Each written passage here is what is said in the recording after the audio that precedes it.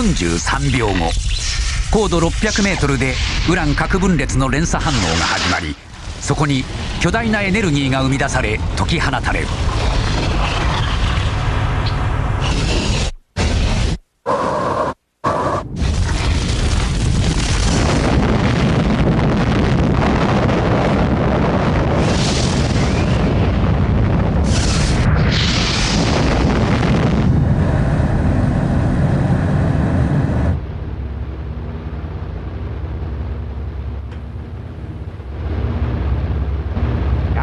興奮はしなかった。その時何を思ったか。よろしい、教えよう。任務に成功してほっとしてたよ。理解できんだろうがね。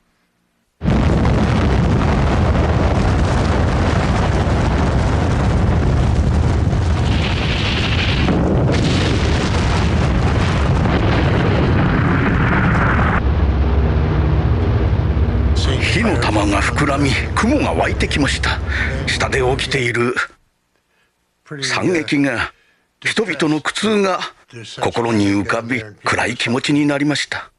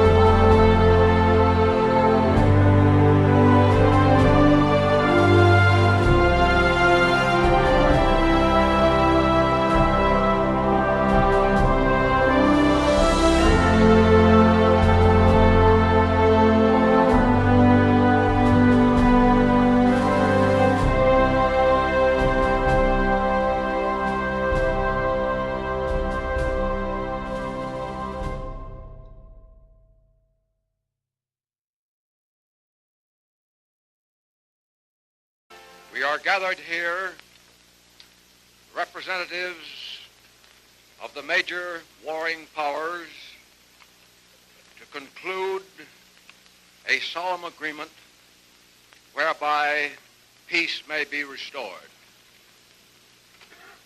The issues involving divergent ideals and ideologies have been determined on the battlefields of the world, and hence are not for our discussion or debate.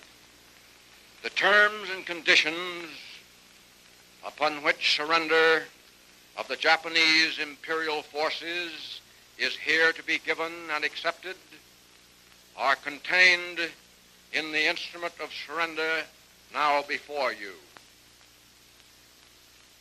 As Supreme Commander for the Allied Powers, I announce it my firm purpose, in the tradition of the countries I represent, to proceed in the discharge of my responsibilities with justice and tolerance, while taking all necessary dispositions to ensure that the terms of surrender are fully, promptly, and faithfully complied with. I now invite the representatives of the Emperor of Japan and the Japanese government and the Japanese Imperial General Headquarters to sign the instrument of surrender at the places indicated.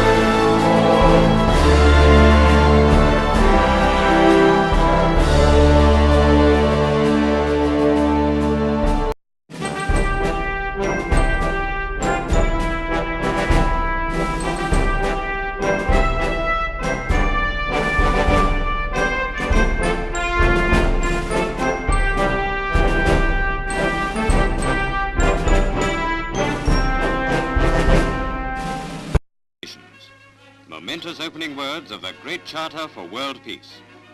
At San Francisco, 200 men and women of 50 nations labored to build an organization that will outlaw war for all time. President Truman attends the last session of this conference, which the whole world has anxiously watched. The President meets many famous guests, among them General Smuts, who is a delegate to that other peace conference at Versailles, and Admiral Nimitz, under whose command British and American ships are hammering at the door to Japan. At the famous Opera House, the assembled delegates hear a call for their final vote from the chief of the British delegation, Lord Halifax. And it is now my duty, my honor and my privilege in the chair to call for a vote on the approval of the Charter of the United Nations. Nation by nation, the delegates cast their votes. 50 peoples pledged to peace. Now the final signing of the Charter. For Britain, Lord Halifax. Edward Stettinius, Chief of America's delegation to the World Security Council. For the third Big Three partner, Mr. Gromyko, Ambassador to Washington.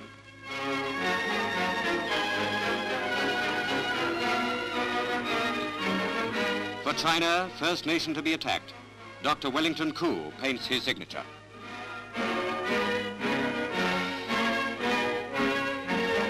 The Charter of mankind's deepest hopes. Humanity demands that this be the Magna Carta of lasting peace. Final speech of the conference was given in characteristic spirit by President Truman. If we had had this charter a few years ago, and above all the will to use it, millions now dead would be alive. If we should falter in the future in our will to use it, millions now living will surely die. Well, there's a time for making plans, and there's a time for action. The time for action is here now. The Allied world salutes the spokesmen of nations which stand for peace. San Francisco has made a beginning, a courageous stand that promises to build a mighty structure for peace. A charter born of the agony and destruction of total war. It must mark a turning point in human history,